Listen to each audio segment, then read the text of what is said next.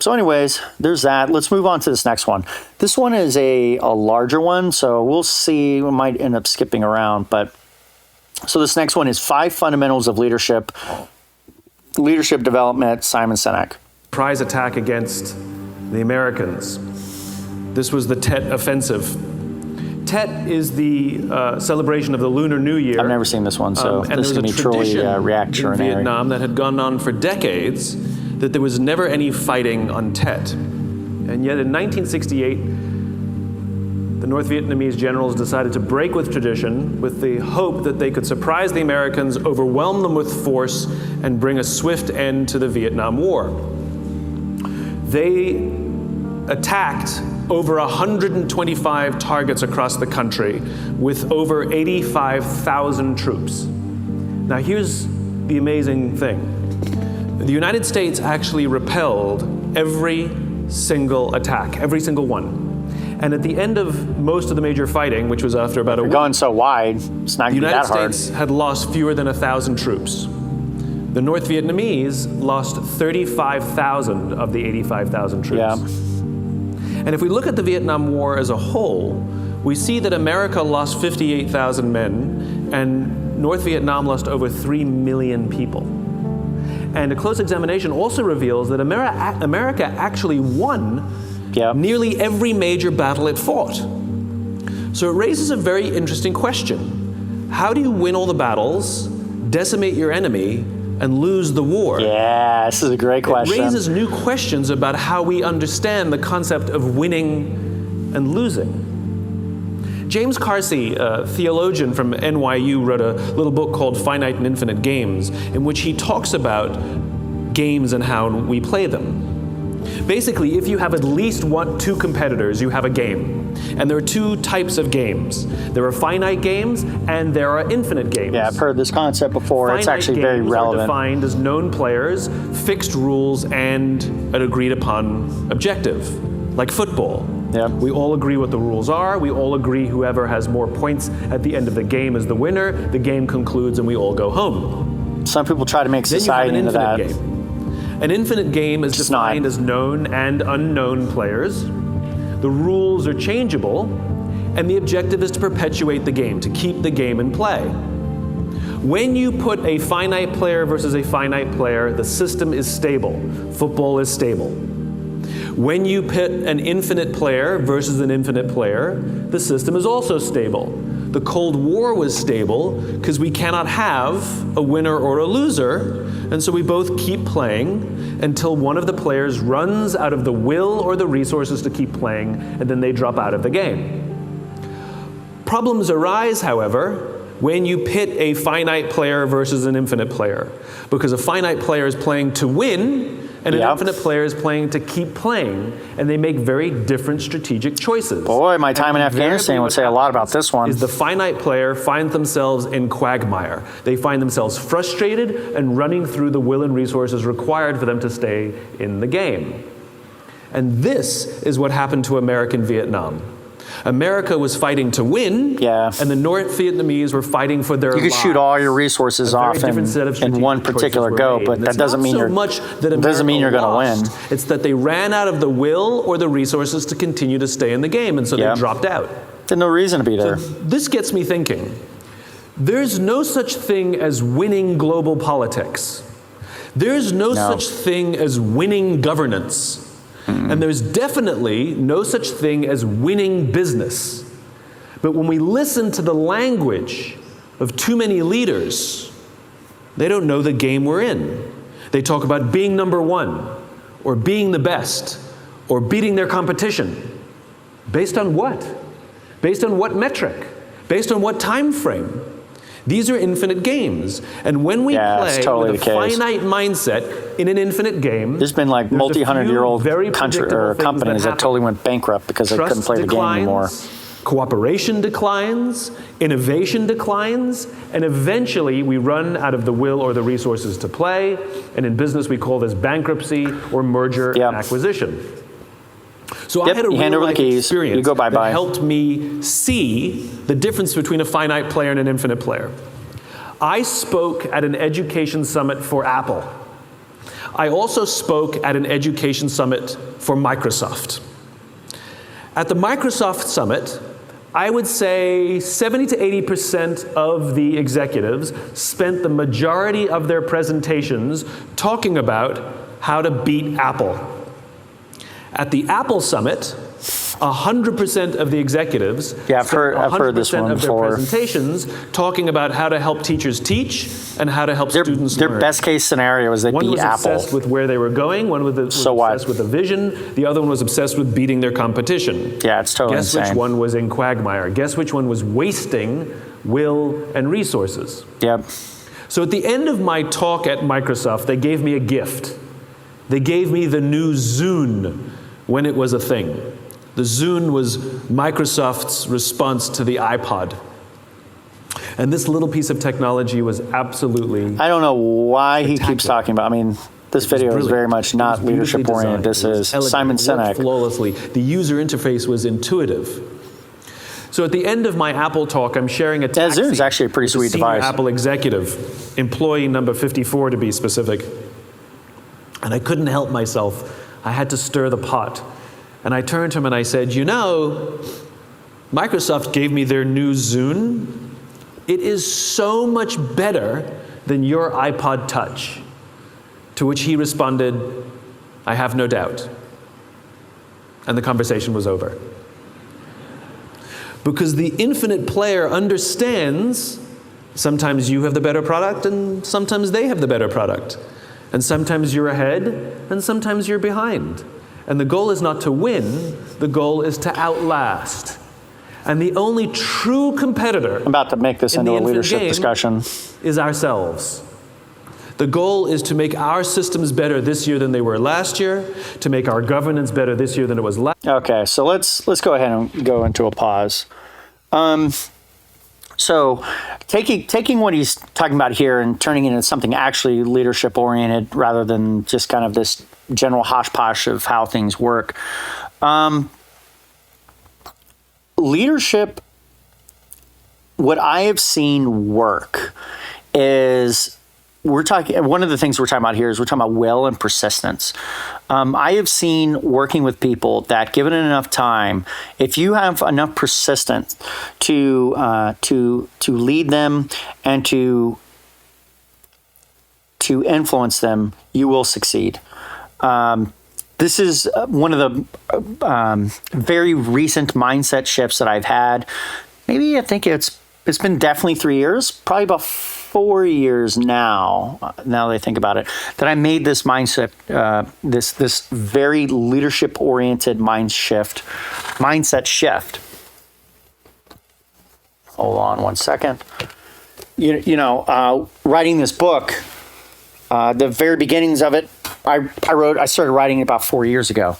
And from writing this book, the concepts inside the book, they sit with me a lot. And from that process, I started thinking about how people are influenced, being able to successfully get my way, so to say, and get people to do what I'm looking for them to do. And the thing that came away the most is it's just such a simple thing. If you hold firm to the idea that you will be the one who is influencing the events and the activities of what's in front of you, you will eventually. And I have seen, as I've walked through over those last 4 years, that even if hopping from one situation into the next, those things are actually translating over.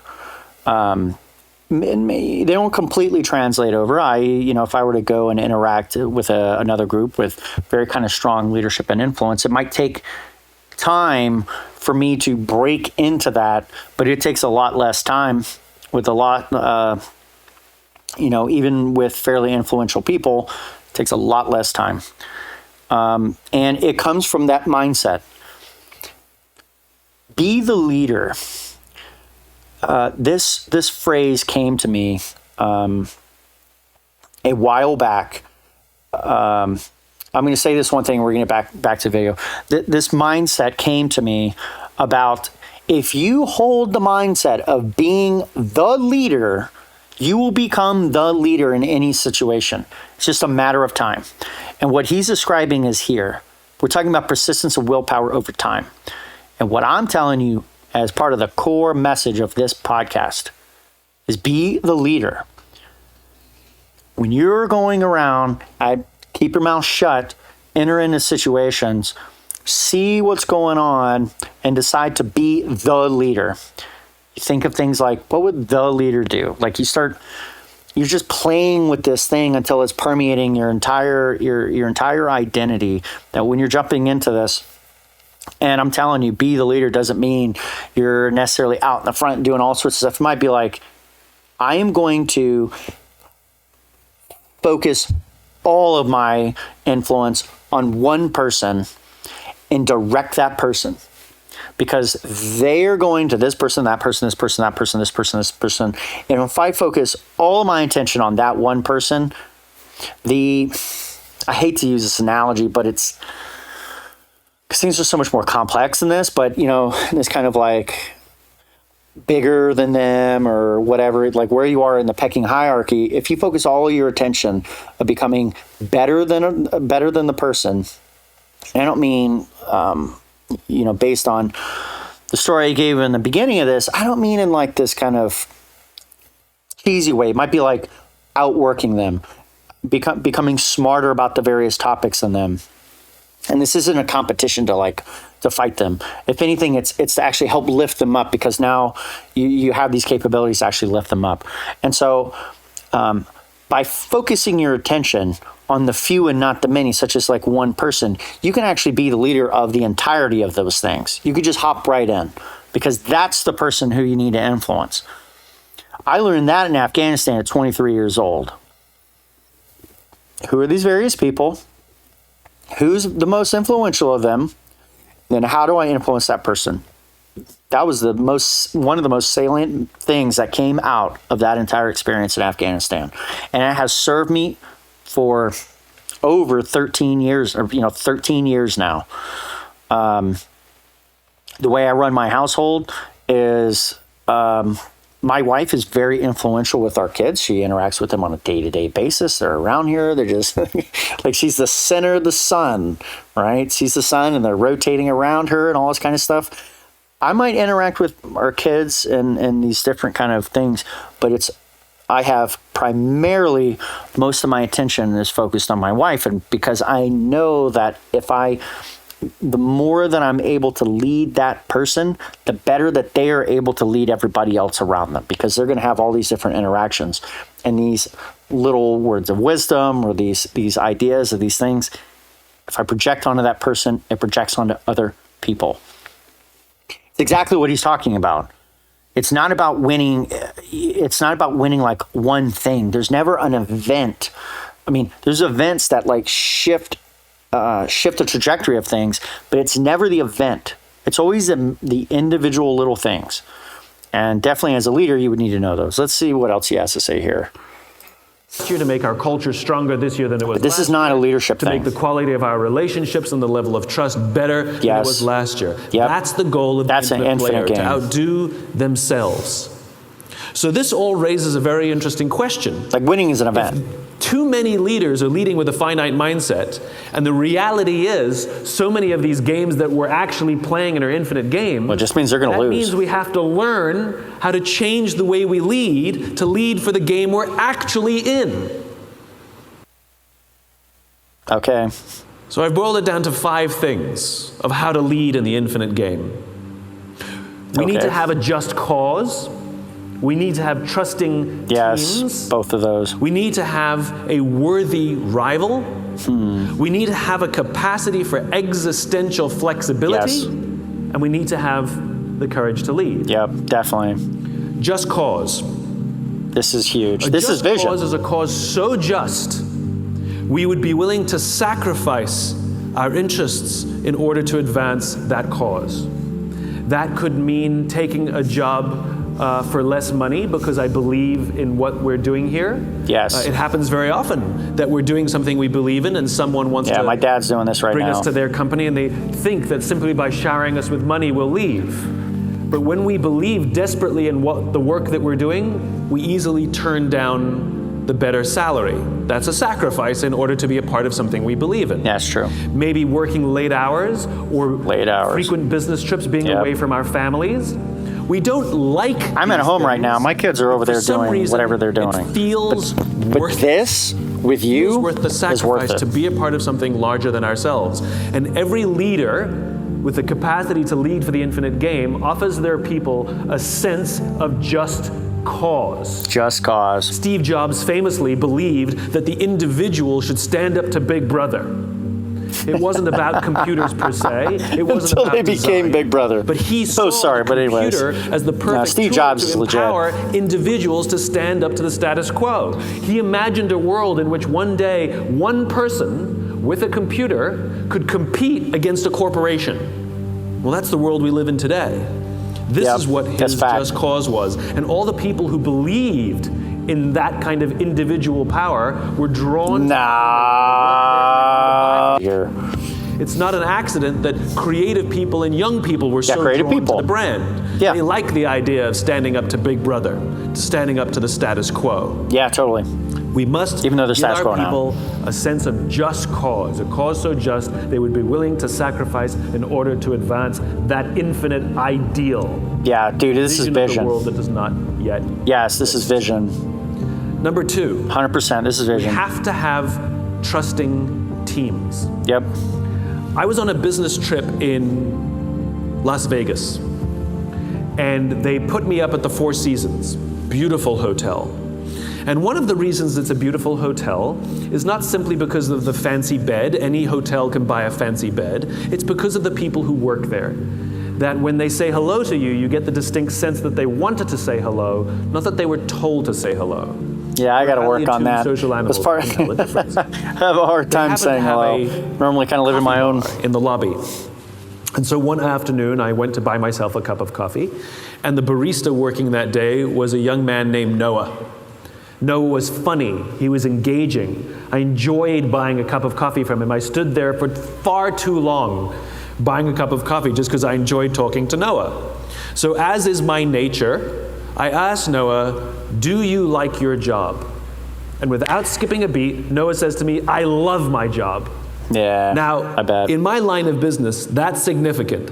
Like is rational. I like the people, I like the challenge, I get paid well, I like my job. Love is emotional. It demonstrates an emotional connection to whatever we're doing. Do you love your wife? I like her a lot. It's a different standard, right?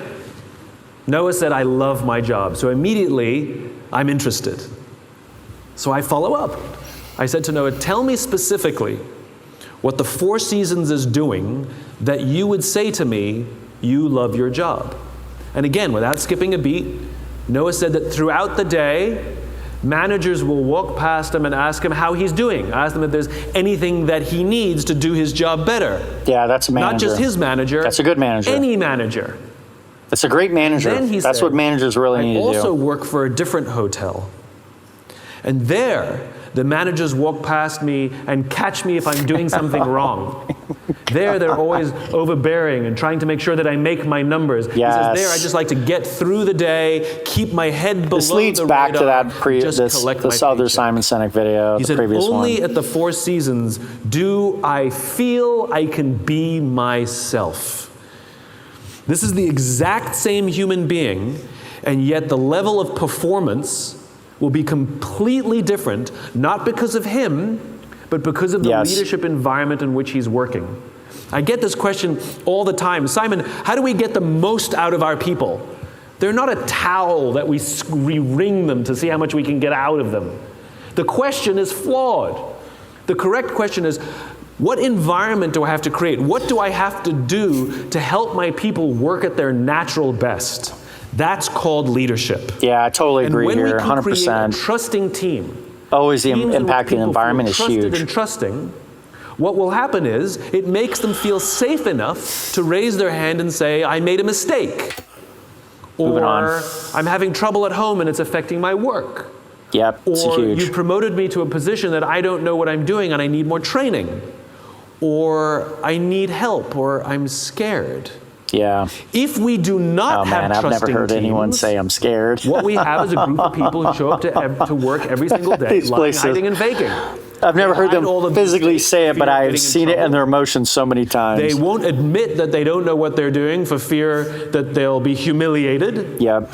They're certainly not going to say that they're scared or that they need help for fear that it will somehow reduce their value inside the organization. And This is tough. eventually, things will tough. compound and break. We've seen what happens.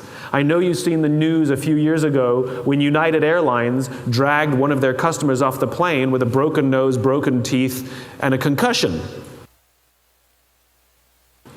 I feel sorry for every person who works on that plane. I feel sorry for the crew because every single one of them knew that that was the wrong thing to do, and yet none of them intervened because they feared getting in trouble or breaking the rules Fearing getting in trouble more than doing the right thing. Doing the right This was not thing. an anomaly.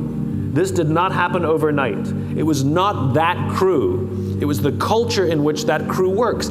I had an experience many years before that started to show the evidence. I was waiting to board a United Airlines plane on a business trip, and I witnessed a scene play out in front of me where one of the passengers attempted to board the plane before their group number was called, which, as we all know, is a serious crime. Oh, jeez. And that's exactly how the gate agent treated him. Step aside, sir. I haven't called your group yet. Yeah, I Please could see step that. aside and wait till I call your group, is how she talked to a paying customer. So I spoke up. I said, why do you have to talk to us that way? Why Oh, can't man. you talk to us like we're human beings?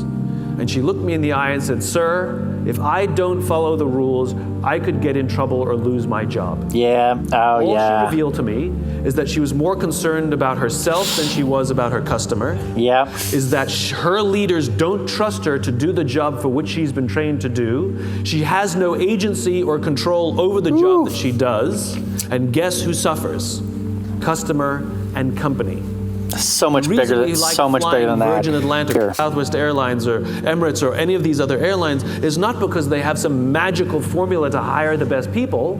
It's but the people who work there feel like they have agency, that they have the power to do their job the way they've been trained to do it and make the right decisions. Yeah, technicians, And guess who benefits? whether or not they're super Customer. pros or not, they have a deep feeling and Keep playing in sensation. the I guess game, probably all you people. have to have an environment where people feel trusted and trusting. They feel that we trust them and they trust us back. That is the responsibility of leaders. Leadership is not about being in charge. It's about taking care of those in our charge and creating a place in which they can work at their natural best, and they will offer us their best ideas. They will take risks. Yes. They will solve problems. They will work together. It's a magical thing. Yeah, it is pretty magical. Number 3, you have to have a worthy rival. There's somebody else who does what I do. He writes books, he gives talks. His work is extremely well respected. I'm a big fan of his work. I also happen to hate him. It's nothing personal. He never did anything bad to me. It's just how I feel. I'm just curious who this is.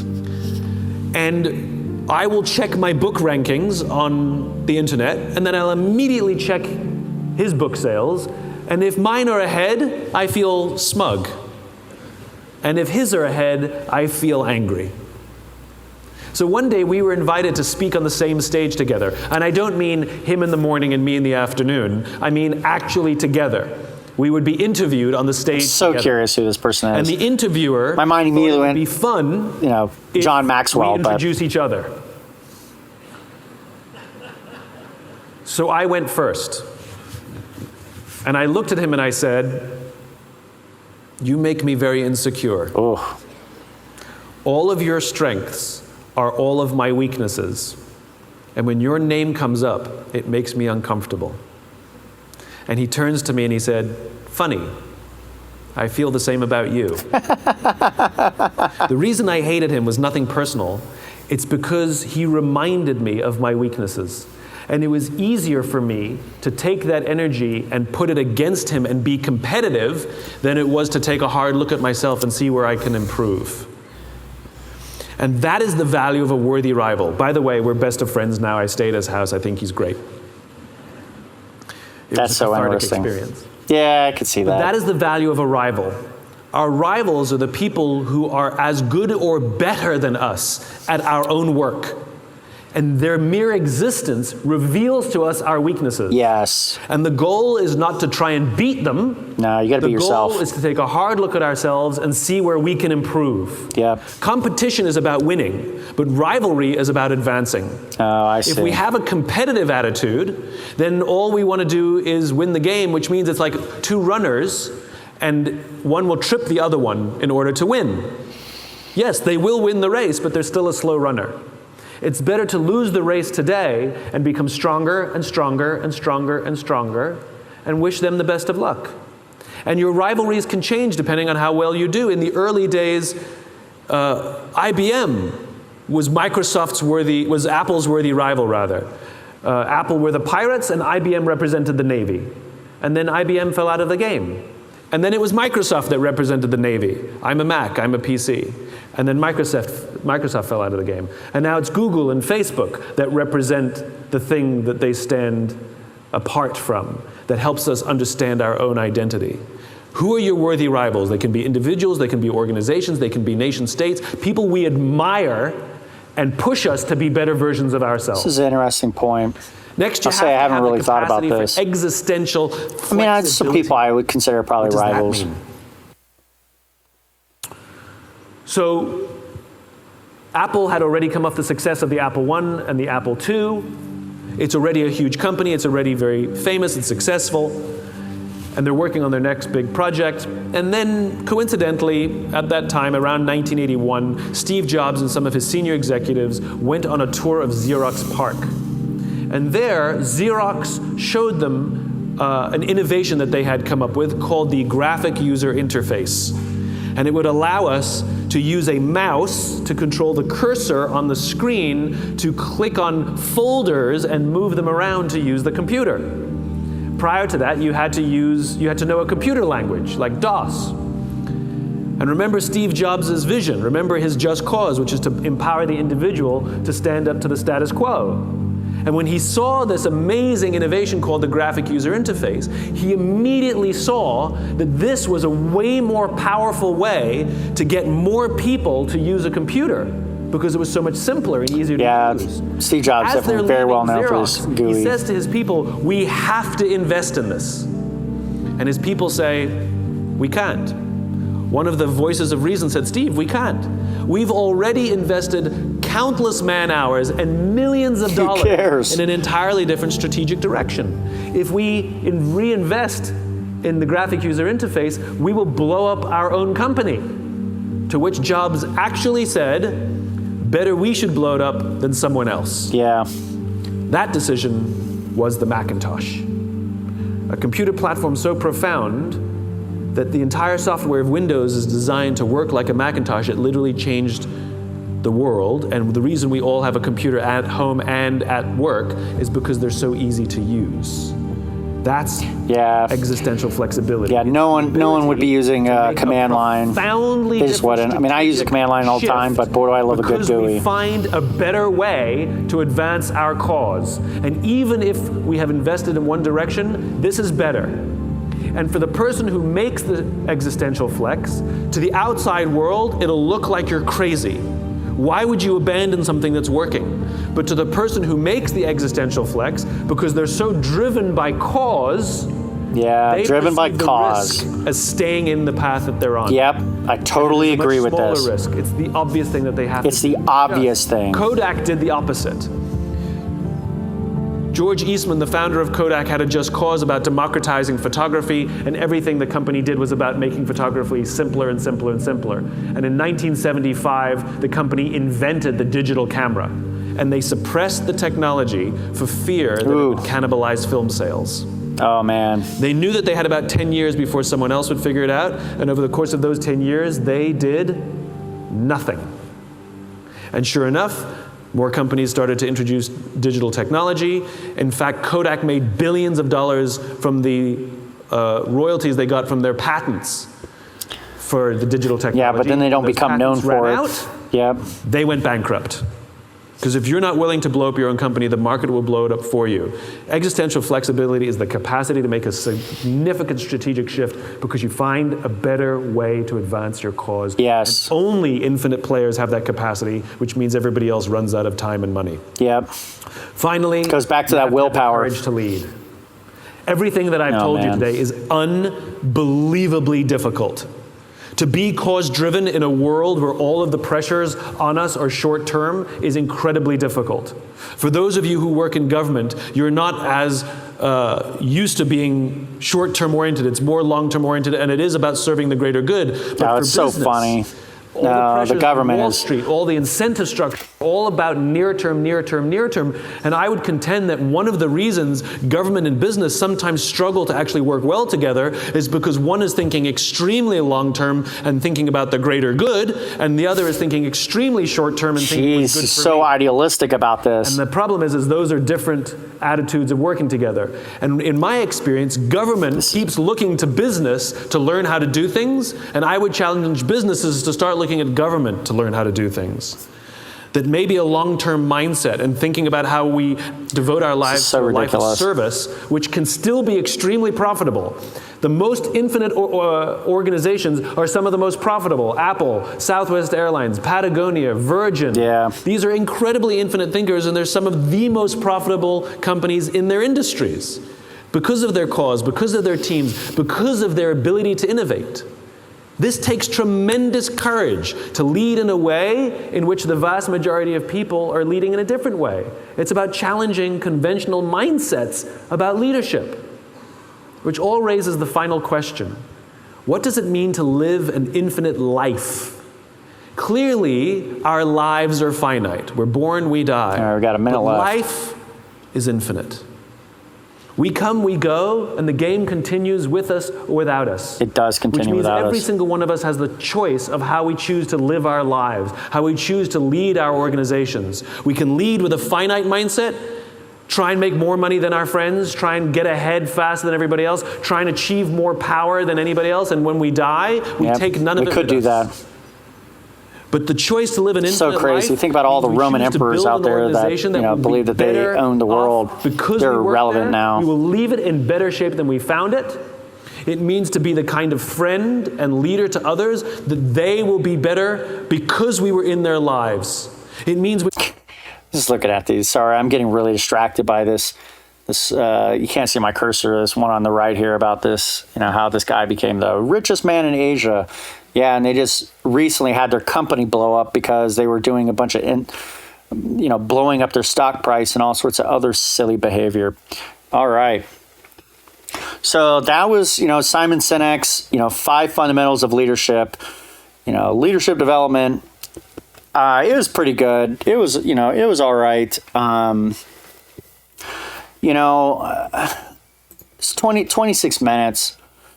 Pretty darn long, pretty excessive. I mean, this is a typical talk type thing. Simon Sinek, he's going to tell a bunch of stories and that kind of stuff, and it is pretty good. But there's a couple things he's missing. I do like these 5 fundamentals. I don't think that they're really that fundamental. There's much more important principles and fundamentals in this, but these are they're important. Like trust. Ooh. Building trust and things like that. That's super important.